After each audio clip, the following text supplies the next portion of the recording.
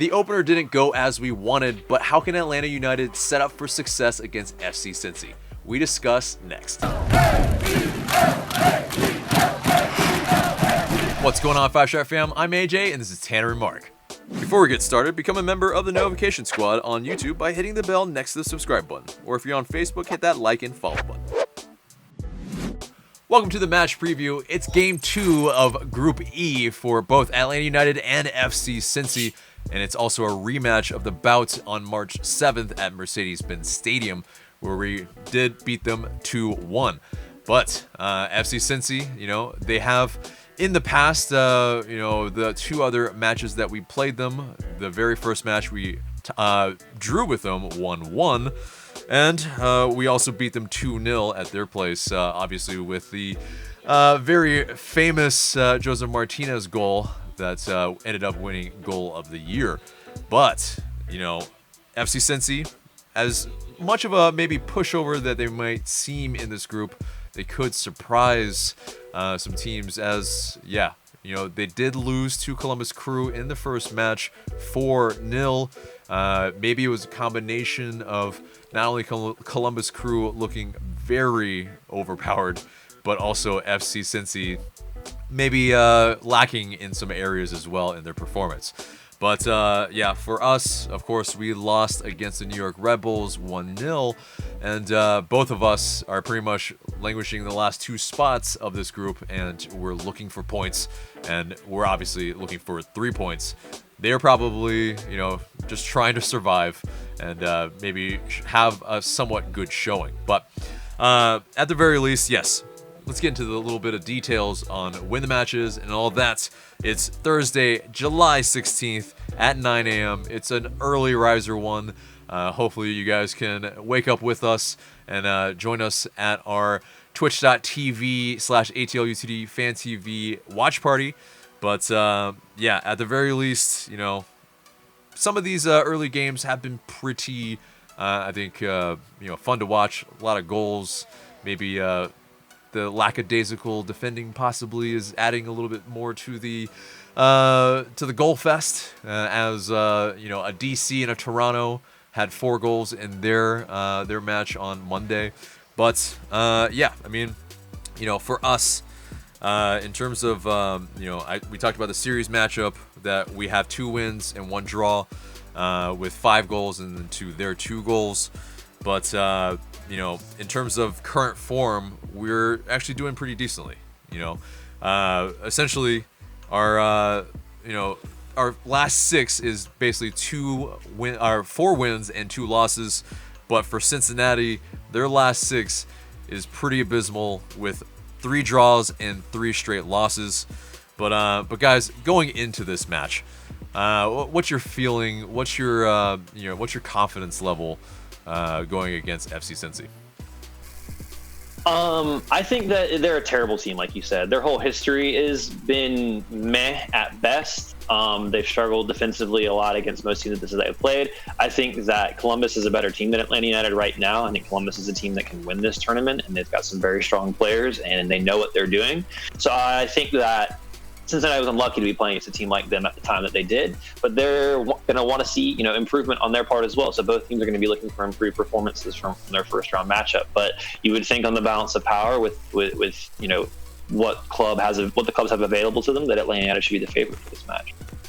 Mark, I happened to have a look at that match, the Columbus versus Cincy match, and they didn't show much. You know what I mean? Like Columbus again, they seem to have all their in a row, and I completely agree with Tanner. And I think they would have pushed for a playoff spot in a normal regular season. But in terms of Cincinnati, I think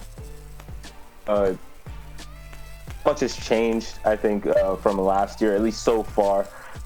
Obviously, they only had the 2 games earlier in the season, but even so, they didn't look all that great then. One of those games was against us. We'll say about Cincinnati, specifically versus Atlanta, is that I think that we struggled a little more than we should against them. You referenced that 2-0 where Joseph, he scored the goal of the year and another pretty good goal, but other than that, United did have trouble hitting against versus Cincinnati. It was 0-0 at halftime. the game at the Benz earlier this year, I thought we should have put away a lot earlier than we did. Instead, since he gets back into it, it's 2-1. It's kind of nervy at the end. And so, in terms of my feeling about this, I would like to see more opportunities and goals scored against Cincy. Yeah. And so, of course, with FC Cincinnati, they had an incident happen with their original head coach, and he was let go. And then now the new head coach in Jaap Stam is in, and yeah, it seems like the acclimation period is still happening, and he's gonna have to turn around maybe a pretty imbalanced roster, and the recruiting maybe isn't up to maybe his standards even. So yeah, I mean, there's an opportunity here, it seems like, that we can strike while it's the form is really, really down. Because yes, for FC Cincy, in their last 16, they have only won one match. They have failed to win 15 of their last 16 matches in MLS. So the opportunity is here for us to get 3 points, and hopefully, because Columbus and New York Red Bull, they're playing each other, hopefully it's a draw, or there's just an outright winner of the group. Maybe that kind of plays into our favor.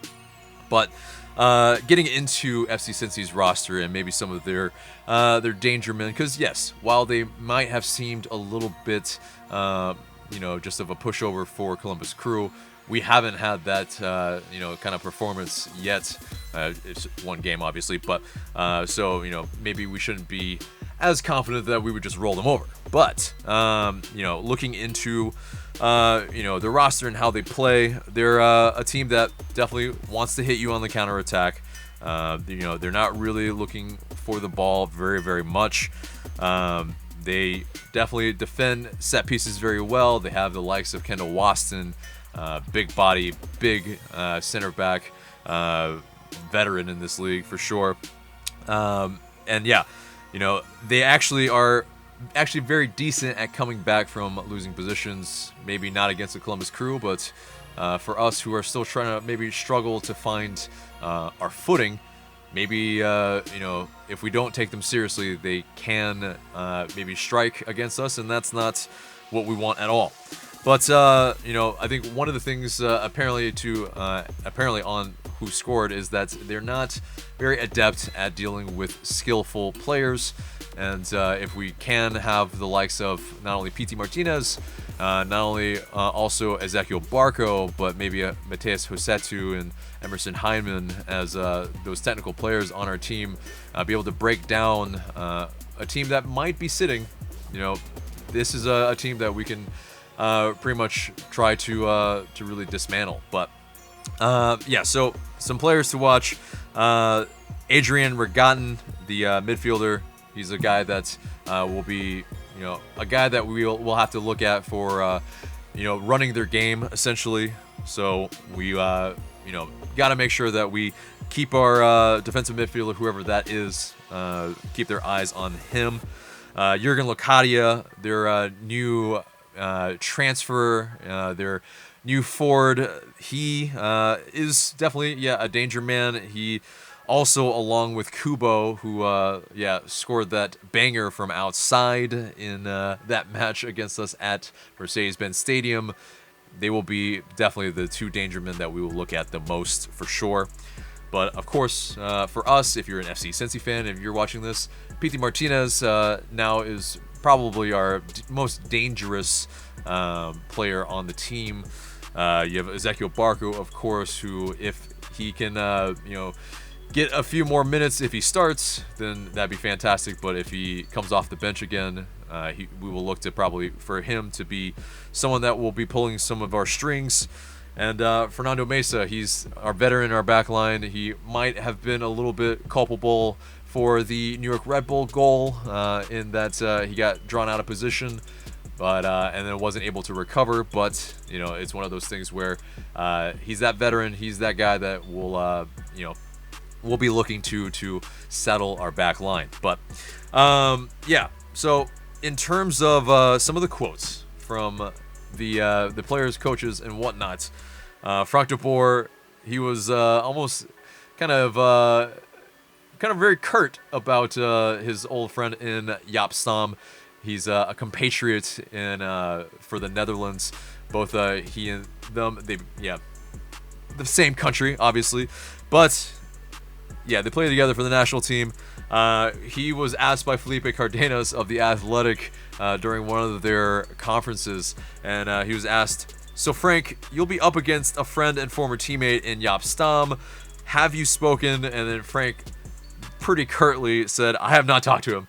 So you can read into that as you will, but it's interesting. I mean, he probably was just trying to focus on the New York Red Bull match, but it's interesting that that has happened. But it is almost famously as well that Jaap Stam, a former Reading manager, he defended Frank de Boer when he was at Palace, when he had that infamous kind of winless tenure there at Palace. And so he said that he believes that Frank de Boer required more time to integrate into his favored playing style at Selhurst. So, it's maybe there's some history here, and so they know each other. They know, definitely, probably how they, at least ethos-wise, are. And so it'll be a little interesting kind of subtext going into this match as well. But Frank de Boer, he talked about the difficulty about maybe advancing out of the group stage following the New York Red Bull result. He said, quote, "A lot of third place teams advance as well. We will still go for the first place in our group. We have to win games now."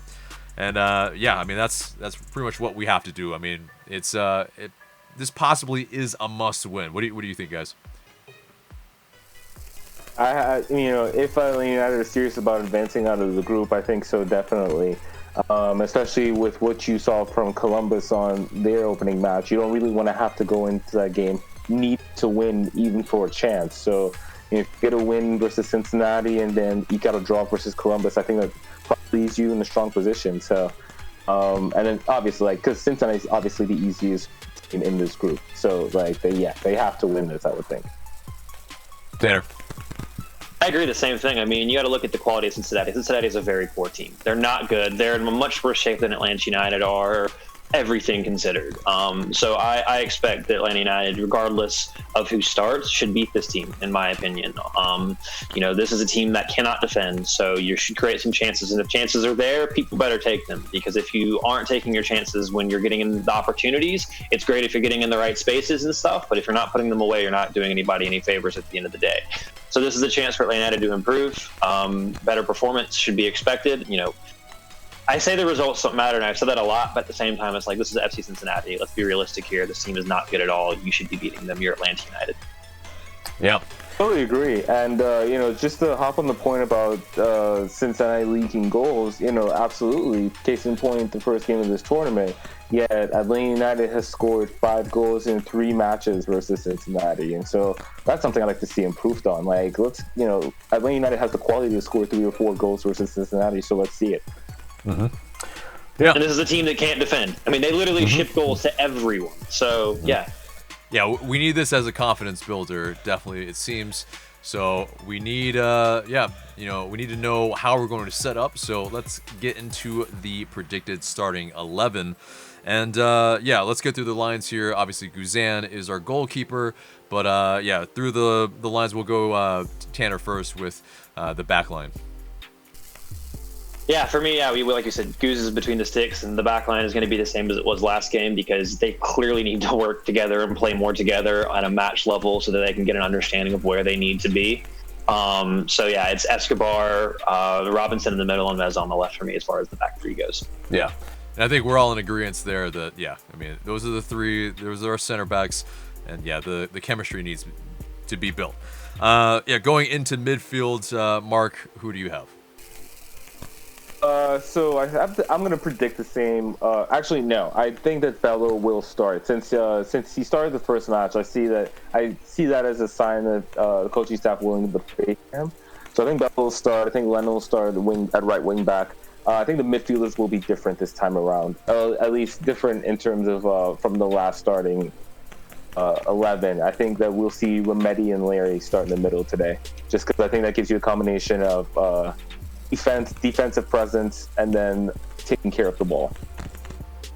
Yeah, Tanner, who do you have in midfield? Yeah, in midfield, I'm going to go with Lennon again at right wing back. I thought he was one of the few bright spots as far as his delivery was concerned. I think Mulroney will start because I think Mulroney and Bello should be rotating. One starts, one comes on around 60 or so they both get minutes, because that's really important.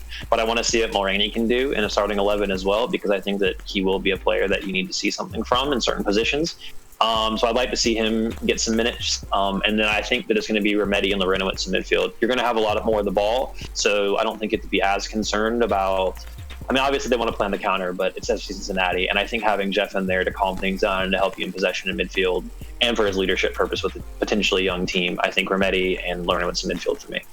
Yeah, for me, Lennon agreed. Yeah, he's our right wing back at the moment, and yeah, his service was definitely very, very good throughout the match for against New York Red Bulls. But yeah, I agree that it's Mulroney at left wing back. I think there is a little bit of rotation here. I think Bello, yeah, sure, if he plays and starts, there's maybe that confidence builder that would be really, really beneficial for him. But I think he also, was playing very well going forward for Atlanta United against Red Bull. So, if he came on later, like, they kind of came on for each other in that match, I think it bodes well, definitely for, kind of developing them both and seeing what we have, and also Mulroney. But for me, I think Heinemann starts because, I think we're looking to really dictate this match. I think he also needs a little bit of a confidence builder to make sure that, he's kind of been penned a little bit as kind of a Nagby light, as Frank de Boer has been saying that we've been trying to get the ball to him so that he can distribute it towards our forwards. And I mean, he's one of those guys that he needs to get going as well. He was definitely playing very well early on in the season. But, he's someone that's important that we can make sure that is getting going. And Remedy, for me, kind of sits right next to him. And, both guys will be kind of relied on to kind of distribute the ball and make sure that we're connecting the lines because, we'll be seeing a lot of the ball, I have a feeling. So, and so moving on to the forwards or, wide midfielders maybe in some cases. But, we'll see. Mark, who do you have? Yeah, so I'm going to start with PD and Barco.